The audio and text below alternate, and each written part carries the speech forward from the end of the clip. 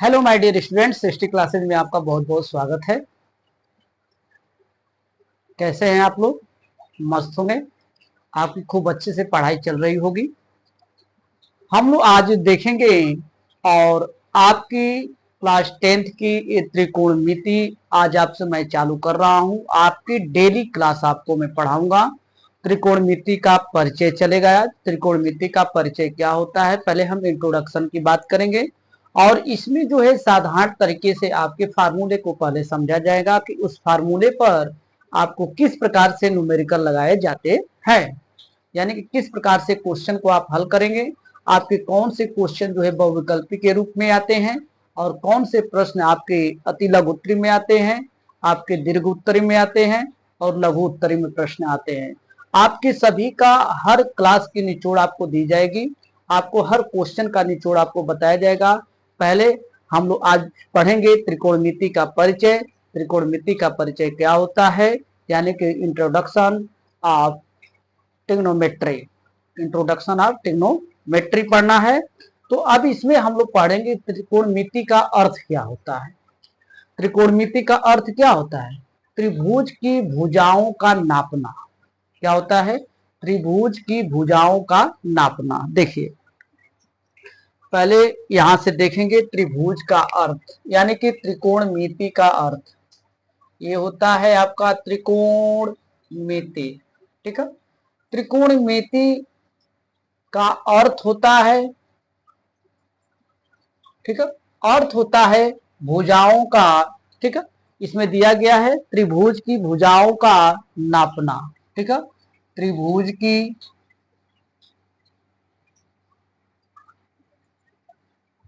भुजाओं का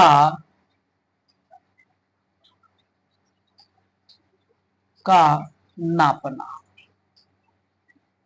ठीक, त्रिभुज की भुजाओं का क्या होता है? नापना, इसका अर्थ होता है। समझ में आ गया? अब यहां पर बात करेंगे कि त्रिभुज आपको कैसा दिया होता है। इसमें आपको न्यून कोण की मैक्सिमम बात करता है और उन्नयन कोण की बात करता है। इसमें आपके जो है न्यून कोण और उन्नयन कोण की बात करता है। तो पहले हम इसमें साधारण तरीके से देखेंगे कि इसमें त्रिभुज क्या होता है। देखिए, एक आपका यहां पर एक्स अक्ष होता है, ठीक, और एक इस पर एक हमारा वाई अक्ष खींचा जाता है। यह आपका एक्स अक्ष हो गया और यह वाई अक्ष हो गया। आपको दिया गया है कि यह सिरा आपका ए है और जहां पर यह मिल रहा है वो सिरा आपका बी है, और यह सिरा आपको जो ऊपर की तरफ दिया गया है यह सिरा आपका पी है। ठीक है, और इसको ए और पी से हम मिला देते हैं। ठीक, ये मिल गया। अब इसमें आपका कोण का निर्माण हो गया। यह है आपके थीटा कोण का निर्माण होता है। ठीक, यह क्या हो गया? थीटा कोण का निर्माण हो गया। अब इसका हम नामकरण करेंगे कि इसका नामकरण क्या होता है। यह जो नीचे की जो भुजा होती है इसको हम आसनन भुजा बोलते हैं। इसको क्या बोलेंगे? आसनन। ठीक है, आसनन भुजा होता है, इसको हम आसनन भुजा बोलते हैं। ठीक, इस भुजा को हम क्या कहते हैं? इस भुजा को हम सम्मुख भुजा कहते हैं। इसको क्या कहेंगे? सम्मुख भुजा। ठीक है, सम्मुख भुजा कहा जाता है। ठीक है, और इस भुजा को कहा जाता है, इस भुजा का नाम होता है, इसको हम कर्ण कहते हैं। इसको क्या कहते हैं? कर्ण कहते हैं। ठीक, अब इन दोनों का अलग अलग नाम होता है। इसको हम भुजा को बोलते हैं, इस भुजा की जो ऊंचाई इसका जो ये दिया गया है इसको हम कहते हैं लंब। इसको क्या कहते हैं? लंब कहते हैं। इसको हम लंब कहेंगे। ठीक, और इसको हम कहते हैं आधार। ठीक है, और इसको कहते हैं हम कर्ण। इसको क्या कहते हैं? कर्ण कहते हैं। समझ में आ गया? अब इन्हीं के त्रिभुज के आधार पर आपको एक बनता है पाइथागोरस प्रमेय। क्या बनेगा? पाइथागोरस प्रमेय। यहां पर पाइथागोरस प्रमेय क्या होता है? देखिए, आपकी इस भुजा की ऊंचाई और आधार की भुजा की लंबाई जो दोनों की यानी कि इसकी लंबाई और इसको जो लंबाई होता है इस कोण के लंबाई के बराबर होता है। ठीक है, अब देखिए यहीं पर कहेंगे कि कोण का स्क्वायर बराबर यहीं पर होता है, यहीं से रखेंगे एपी का स्क्वायर बराबर आपका हो जाएगा बीपी का स्क्वायर प्लस आपका हो जाएगा ए बी का स्क्वायर हो जाएगा। ठीक, इसी को जो एपी दिया है इसी को हम कहते हैं कर्ण बराबर ये बीपी जो दिया गया है इसी को कहते हैं हम लंब, ये कर्ण का स्क्वायर लंब का स्क्वायर प्लस ए बी जो दिया गया है आपके आधार का स्क्वायर होता है, आधार का स्क्वायर हो गया। अब इसी को ही हम कहते हैं जब ये विकोण ये हमारा वर्ग हटता है तो यहां पर आपका एक पौड़ी का चिन्ह लगता है, तो इसी को कहा जाता है कर्ण बराबर लंब का स्क्वायर प्लस आधार का स्क्वायर। अब यहीं पर लगेगा इसका अंडर रूट। ठीक, यहां से आपका ये बन गया फार्मूला, एगो इसका पाइथागोरस का फार्मूला बन गया। इसको हम क्या नाम से कहते हैं, इसको हम पाइथागोरस फार्मूला बोलते हैं। इसको क्या कहेंगे, पाइथागोरस। ठीक है, इसको हम कहते हैं पाइथागोरस,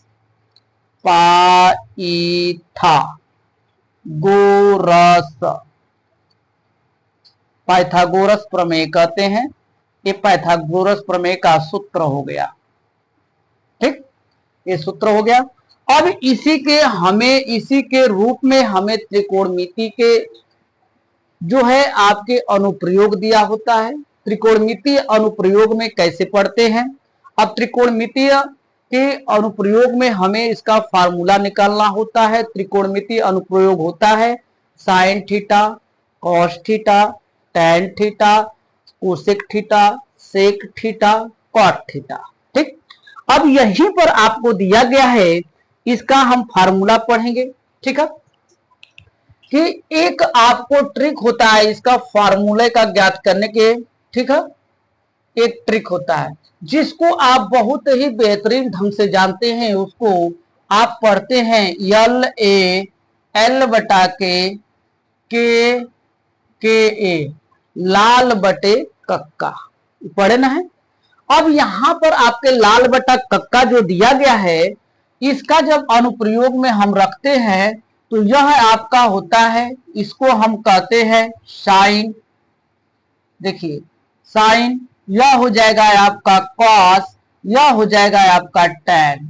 ठीक, यह क्या हो जाएगा, यह है आपका, थोड़ा सा बड़ा बड़ा लिख रहे हैं, यह है आपका साइन हो जाता है, फिर आपका आ जाएगा कॉस, फिर इसके बाद आ जाएगा टैन। इसका उल्टा सीधा होता है आपका यहां पर कोसेक। ठीक, फिर इसके बाद हो जाएगा सेक, फिर इसके बाद हो जाएगा कॉट। ठीक, अब यहां से हम पढ़ेंगे कि साइन थीटा बराबर क्या होता है, लंब बटा कर्ण होता है। साइन थीटा बराबर लंब बटा के क्या हो जाएगा, कर्ण हो जाएगा। कॉस थीटा बराबर आधार बटा कर्ण हो जाएगा। टैन थीटा बराबर लंब बटा आधार हो जाएगा। कोसेक थीटा बराबर कर्ण बटा लंब हो जाएगा। सेक थीटा बराबर होता है कर्ण बटा के आधार हो जाएगा। काट थीटा बराबर आपका सूत्र हो जाएगा आधार बटा के लंब हो जाएगा। समझ में आएगा, एक दूसरे के ये विपरीत है। आप तीन याद कीजिए, तीन अपने आप याद हो जाएगा। समझ में आ गया, आप तीन याद करेंगे तो तीन अपने आप याद होगा। समझ में आ गया। अब इसी का हम लोग फार्मूला में रखेंगे।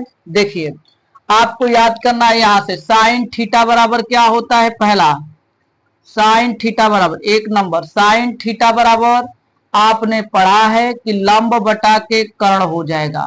क्या हो जाएगा, लंब बटा के कर्ण। अब यहां पर ये लंब दिया है, यही ना है, और ये कर्ण है। ठीक है, लंब बटा के क्या हो गया, कर्ण हो गया। इसी को हम हिंदी में लिखेंगे, इसी को लिखते हैं लंब बटा के क्या हो जाएगा, कर्ण हो जाएगा। ठीक, अब यहीं पर आपको दूसरा दिया गया है कि कॉस थीटा बराबर आधार बटा के कर्ण होता है। क्या होता है, आधार बटा के कर्ण हो जाएगा। ए से आधार होता है, आधार बटा क्या हो जाएगा, ये नीचे आपका कर्ण हो जाएगा। समझ में आ रहा है ना, एकदम समझ में आ रहा। फिर यहां पर आपको 3 नंबर पे पढ़ना है। आपको दिया गया देखिए tan, ऊपर का हम चल रहे हैं, tan थीटा बराबर होता है लंब बटा के आधार होता है। क्या होता है, लंब बटा के आधार। यहीं पर मैं लिखूंगा ये क्या हो जाएगा, लंब बटा के आधार हो जाता है। समझ में आ गया, एकदम समझ में आ रहा होगा। ठीक है, इसी का हम ये नीचे से अब पढ़ेंगे। क्या पढ़ेंगे, नीचे से। ठीक है, अब नीचे से दिया गया है तो अब हम 4 नंबर पे पढ़ेंगे। ठीक है, कि कोसेक थीटा बराबर होता है, कोसेक थीटा बराबर कर्ण बटा के लंब होता है, यानी कि कर्ण बटा के लंब हो जाएगा। इसी को लिखेंगे कर्ण बटा के लंब हो जाएगा। ठीक, समझ में आया। फिर इसी के बाद हम 5 नंबर पे लिखेंगे कि सेक थीटा बराबर क्या होता है, सेक थीटा बराबर कर्ण बटा के आधार होता है, यानी कि के बटा के ए हो जाएगा। इसी को लिखेंगे कर्ण बटा के आधार हो जाता है। हो गया, कर्ण बटा आधार। यहीं से आपको लिखना है 6 नंबर पे क्वेश्चन है इसका कि कॉट थीटा बराबर क्या होता है। कॉट थीटा बराबर आधार बटा के लंब होता है, ए बटा के एल हो जाएगा। यहां पर लिखेंगे आधार बटा के क्या हो जाएगा, लंब हो जाएगा। समझ में आ गया, ये हो गया आपके इसका अनुप्रयोग। ये फार्मूला समझ में आ गया। ये आपको पहले जानकारी रखनी है फार्मूले की। जब फार्मूले की अच्छी तरह से आप जानकारी रख लेंगे तभी आप लोग को ये मैथ के जो क्वेश्चन है बहुत अच्छे ढंग से समझ में आएगा, नहीं तो समझ में नहीं आएगा। फिर इसके बाद जो है इसका हम लोग पढ़ेंगे अन्य त्रिकोणमितीय अनुपात। यहीं पर लिख रहे हैं कि अन्य त्रिकोणमितीय अनुपात क्या होता है। अन्य त्रिकोणमितीय अनुपात, त्रिकोणमितीय अनुपात। ठीक, अब यह अन्य त्रिकोणमितीय अनुपात की हम बात करेंगे कि अन्य त्रिकोणमितीय अनुपात में क्या होता है। यहां पर भी आपको अन्य त्रिकोणमितीय अनुपात में ध्यान से आप लोग को देखना रहेगा। ठीक है, कैसे कि आपने पढ़ा है कि sine theta into sec, sine theta into cosec theta बराबर 1 होता है। ठीक, यहां पर एक मैं फार्मूला लिखूंगा कि sine theta into cosec theta बराबर 1 रखेंगे। तो अगर यहां से आपको साइन थीटा बराबर भी निकालना रहेगा तो 1 अपान कोसेक थीटा हो जाएगा। अगर कोसेक थीटा बराबर आपको निकालना रहेगा तो आपका निकल जाएगा 1 अपान साइन थीटा। हो गया, अब ये फार्मूला यहां से बन जाएगा कि नहीं बन जाएगा कि sine theta into cosec theta बराबर 1। तो साइन थीटा बराबर 1 अपान कोसेक थीटा होता है और कोसेक थीटा बराबर होता है 1 अपान साइन थीटा होता है। ठीक, अब यहीं पर आपने पढ़ा है कि कॉस थीटा बराबर, यानी कि कॉस थीटा इंटू, ठीक है, cos theta into sec theta 1 होता है।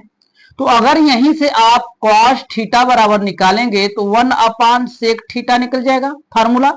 तो अब यही बताइए कि आप सेक थीटा बराबर निकालेंगे तो 1 अपॉन कॉस थीटा हो जाएगा कि नहीं हो जाएगा। यहां से आपका ये मिल गया। ठीक बना। अब बताइए कि टेन थीटा इंटू काट थीटा बराबर 1 होता है। ठीक है, अब यहीं पर मैं लिखूंगा कि tan theta into cot theta बराबर 1। तो आपको यदि टेन थीटा बराबर ज्ञात करना रहेगा तो 1 अपॉन कॉट थीटा नहीं ज्ञात कर लेंगे, हो जाएगा। तो अब बताइए कि कॉट थीटा बराबर 1 अपॉन टेन थीटा नहीं निकल जाएगा, हो जाएगा। तो अब यहीं से आपको यह प्राप्त हो गया कि tan theta into cot theta बराबर 1 होता है, हो जाएगा। फिर इसी के बाद में आपको आगे फार्मूला दिया है, ठीक है, कि साइन थीटा बराबर, यानी कि 1 होता है टेन थीटा बराबर। ठीक है, एक सूत्र आपको यहां पर देखना है और भी फार्मूले हैं तो इसी के रूप में हम लोग आगे सवाल पढ़ते हैं। ठीक है, यहां पर एक फार्मूला, दो फार्मूला आपको और दिया गया है। यहां पर एक फार्मूला होता है कि टेन थीटा बराबर sine theta upon cos theta होता है। ठीक है, इसी का उल्टा कॉट थीटा बराबर होता है cos theta upon sine theta होता है। ठीक है, ये आपको फार्मूला दिया गया है। यह भी आज तो हम लोग इसके अनुप्रयोग यानी कि परिचय की बात किए हैं त्रिकोणमिति में। तो आगे हम लोग इसी में अब प्रश्नावली चालू करेंगे इसी क्वेश्चन पर। आप लोग खूब बढ़िया से इस फार्मूले को आप देख लीजिएगा। यह आपके शुरू के त्रिकोणमितीय के फार्मूले दिए गए हैं, आप बहुत अच्छे से लिखे गए हैं, आप अच्छे ढंग से आप इसको याद कीजिएगा। ठीक है, तो हम लोग अभी चालू करते हैं न्यूमेरिकल। ठीक है।